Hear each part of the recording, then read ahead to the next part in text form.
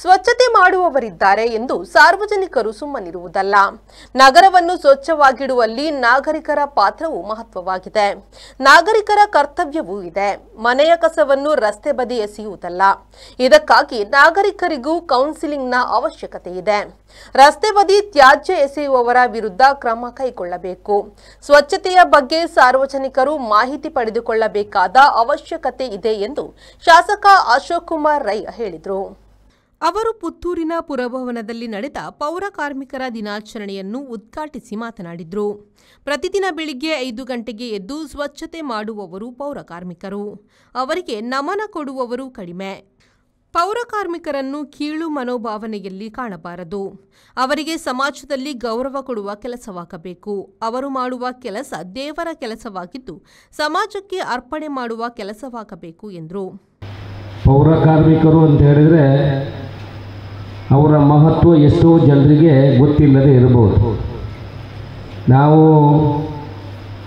8:30-9 ಗಂಟೆಗೆ ಸ್ನಾನ ಎಲ್ಲ ಮಾಡಿ ಒಳ್ಳೆಯ ಬಟ್ಟೆಗಳನ್ನು ಹಾಕಿಕೊಂಡು ದೇವಸ್ಥಾನಕ್ಕೆ ಹೋಗಿ ಅವರವರ ಭಜನಾ ಮಂದಿರಗಳಿಗೆ ಧರ್ಮಕ್ಷೇತ್ರಗಳಿಗೆಲ್ಲ ಹೋಗಿ ದೇವರಿಗೆ ಪ್ರಾರ್ಥನೆ ಮಾಡಿ ನಮ್ಮ ಉದ್ಯೋಗದ ನಿಮಿತ್ತ ಹೊರಗೆ ಬರುವಾಗ ಆ ನಗರ ಸ್ವಚ್ಛತೆ ಮಾಡಿ ಇದ್ದರೆ ಮಾತ್ರ ನಮಗೆ ಬರುವಾಗ ಆ ಸ್ವಚ್ಛತೆ ನಮ್ಮ ಮನಸ್ಸಿನಲ್ಲಿ ಇರುತ್ತದೆ.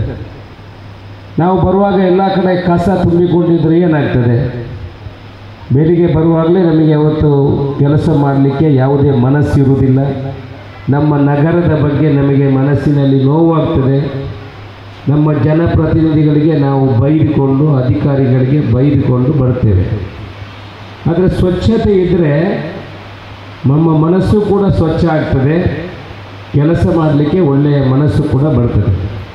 ಪ್ರತಿ ದಿವಸ ಬೆಳಿಗ್ಗೆ 5 ಗಂಟೆಗೆ ಎದ್ದು ನಗರವನ್ನು ಸ್ವಚ್ಛ ಮಾಡುವವರು ನಮ್ಮ ಪೌರ ಕಾರ್ಮಿಕರು. ಒಂದು ಒಳ್ಳೆಯ ಹಾಡನ್ನು ಕೂಡ ಅವರಿಗೆ ಇವತ್ತು ಡೆಡಿಕೇಟ್ ಮಾಡಿದ್ದಾರೆ. ನಿಮಗೆ ನಮ್ಮ ನಮನ ಅಂತ. ನಮನ ಕೊಡುವವರು ಕಡಿಮೆ. ನಾವು ಹೇಳುವಂಥದ್ದು ಪೌರ ಕಾರ್ಮಿಕರಿಗೆ ನಾವು ಅವರನ್ನು ಕೀಳು ಮನೋಭಾವನೆಯಲ್ಲಿ ಕಾಣಬಾರ್ದು. ಅವರಿಗೆ ಸಮಾಜದಲ್ಲಿ ನಾವು ಕೂಡ ಗೌರವ ಕೊಡುವಂಥ ಕೆಲಸಗಳು ಮಾಡಬೇಕು. ಸಂಪನ್ಮೂಲ ವ್ಯಕ್ತಿಯಾಗಿದ್ದ ರಾಜ್ಯ ಉತ್ತಮ ಶಿಕ್ಷಕ ಪ್ರಶಸ್ತಿ ಪುರಸ್ಕೃತ ರಾಮಕುಂಜ ಶ್ರೀರಾಮಕುಂಜೇಶ್ವರ ಪ್ರಾಥಮಿಕ ಶಾಲಾ ಮುಖ್ಯ ಶಿಕ್ಷಕ ಸತೀಶ್ ಭಟ್ ಮಾತನಾಡಿ, ಪ್ರತಿಯೊಬ್ಬರಿಗೂ ನಮ್ಮ ದೇಶ ಸಿಂಗಾಪುರ, ಜಪಾನ್, ಜರ್ಮನಿಯಾಗಬೇಕು ಎಂಬ ಆಕಾಂಕ್ಷೆಗಳಿರುತ್ತದೆ. ಆದರೆ ಜನತೆ ಅದಕ್ಕೆ ಸ್ಪಂದಿಸುತ್ತಾರಾ ಎಂಬ ಪ್ರಶ್ನೆ ಇದೆ. ಸ್ವಚ್ಛತೆ ಕಾಪಾಡುವಲ್ಲಿ ನಾಗರಿಕರ ಜವಾಬ್ದಾರಿ ಮಹತ್ತರವಾಗಿದ್ದು, ಸರ್ಕಾರ ಇಲಾಖೆಗಳ ಮೂಲಕ ಜನತೆಗೆ ಜಾಗೃತಿ ಮೂಡಿಸುವ ಕೆಲಸ ನಡೆಯಬೇಕಿದೆ. ಸ್ವಚ್ಛತೆ ಇರುವಲ್ಲಿ ಆರೋಗ್ಯವಿದೆ ಎಂದ ಅವರು, ಸ್ವಚ್ಛ ಪುತ್ತೂರು ನಿರ್ಮಾಣದಲ್ಲಿ ಪೌರ ಕಾರ್ಮಿಕರ ಬಹುದೊಡ್ಡ ಕೊಡುಗೆ ಇದೆ ಎಂದರು. 5 ದಿವಸದಲ್ಲಿ ಒಂದು ದಿವಸ ಮಾತ್ರ ನಿಮಗೆ ಪೌರ ಕಾರ್ಮಿಕರ ದಿನ ಅಂತ. ಉಳಿದ ದಿವಸ ಇದೆಯಲ್ಲ, ಕೆಲವೊಮ್ಮೆ 365 ಸಿಗ್ತದೆ. ಯಾಕಂದರೆ 366 ದಿವಸ ಬರ್ತದೆ 4 ವರ್ಷಕ್ಕೊಮ್ಮೆ. ನಿರಂತರವಾಗಿ ಕೆಲಸ ಮಾಡಿಕೊಂಡು ನಮ್ಮ ದಿನಚರಿಗೆ ಇಂಡೈರೆಕ್ಟಾಗಿ ನೀವು ಸಹಕರಿಸ್ತಾ ಇರ್ತೀರಿ. ನಮಗದು ಗೊತ್ತಾಗೋದಿಲ್ಲ. ನನ್ನ ದಿನಚರಿ ಬೆಳಿಗ್ಗೆ 4:15 ಗಂಟೆಗೆ ಆರಂಭ ಆಗ್ತದೆ. 5 ಗಂಟೆಗೆ ನಾನು ರಸ್ತೆಯಲ್ಲಿ ವಾಕಿಂಗ್ ಹೋಗ್ತೇನೆ. ನಾನು ಮೊದಲ ದರ್ಶನ ಮಾಡೋದು ನನ್ನ ಮನೆಯವರನ್ನಲ್ಲ, ಪೌರ ಕಾರ್ಮಿಕರನ್ನು. ಹಾಗಾಗಿ ನನಗೆ ಅವರಲ್ಲಿ ಸುಮಾರು ಜನ ಪರಿಚಯ ಇದೆ. ನಾನು ದಿನಾಲೂ ನೋಡಿದ್ದೇನೆ. ನಾನು ಇಲ್ಲಿ ಕೊಂಬೆಟ್ಟಲ್ಲೇ ಮನೆ. ದಿನಾಲೂ ಅವರು ಕೆಲಸ ಮಾಡುವಾಗ ಅವರ ಸ್ವಚ್ಛತೆ, ಅವರು ಮಾಡುವಂತಹ ರೀತಿ, ಅವರು ಮಾಡುವಂತಹ ವೇಗ, ಅವರು ಮಾಡುವಂತಹ ನಿಖರತೆ, ಇದನ್ನು ನೋಡಿ ನಾನು ಬೆರಗಾಗಿದ್ದೇನೆ.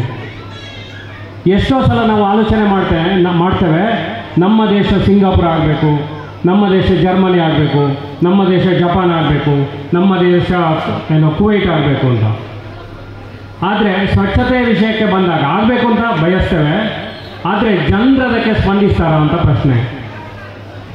ಸುಮಾರು ಜನ ಯೂಟ್ಯೂಬ್ ಅಥವಾ ಮೀಡಿಯಾಗಳಲ್ಲಿ ನೋಡ್ತಾರೆ, ಜಪಾನ್ ಹೀಗಿದೆ, ಜರ್ಮನಿ ಹೀಗಿದೆ, ಕುವೈಟ್ ಹೀಗಿದೆ, ಸಿಂಗಾಪುರವನ್ನು ತೋರಿಸಿ ಹೇಳ್ತಾರೆ ಇಲ್ಲಿಯೂ ಕಸ ಇಲ್ಲ ಅಂತ. ನಾವು ಫೋಕಸ್ ಮಾಡಿದರೆ ಎಲ್ಲ ಕಡೆ ಕಸ ಇರ್ತದೆ. ಪೌರ ಕಾರ್ಮಿಕರ ದಿನಾಚರಣೆಯ ಅಂಗವಾಗಿ ನಗರಸಭಾ ಸದಸ್ಯರು, ಸಿಬ್ಬಂದಿಗಳು, ಪೌರ ಕಾರ್ಮಿಕರು ಹಾಗೂ ಅವರ ಮಕ್ಕಳಿಗೆ ನಡೆಸಿದ ವಿವಿಧ ಸ್ಪರ್ಧೆಗಳಲ್ಲಿ ವಿಜೇತರಾದವರಿಗೆ ಬಹುಮಾನ ವಿತರಿಸಲಾಯಿತು. ಸಭಾ ಕಾರ್ಯಕ್ರಮದ ಪ್ರಾರಂಭದಲ್ಲಿ ನೆಲ್ಲಿಕಟ್ಟೆ ಖಾಸಗಿ ಬಸ್ ನಿಲ್ದಾಣದ ಬಳಿಯಿಂದ ಹೊರಟ ಪೌರ ಕಾರ್ಮಿಕರ ಜಾಥಾವು ಕೆಎಸ್ಆರ್ಟಿಸಿ ಬಸ್ ನಿಲ್ದಾಣ ಮುಖ್ಯ ರಸ್ತೆ ಮೂಲಕ ಶ್ರೀಧರ ಭಟ್ ಅಂಗಡಿ ಬಳಿಯಿಂದಾಗಿ ಕಿಲ್ಲೆ ಮೈದಾನದ ತನಕ ಸಾಗಿ ಬಂದಿದೆ. ಸಭಾ ಕಾರ್ಯಕ್ರಮದ ಬಳಿಕ ಭೋಜನ ನಂತರ ಸಾಂಸ್ಕೃತಿಕ ಕಾರ್ಯಕ್ರಮಗಳು ನಡೆಯಿತು.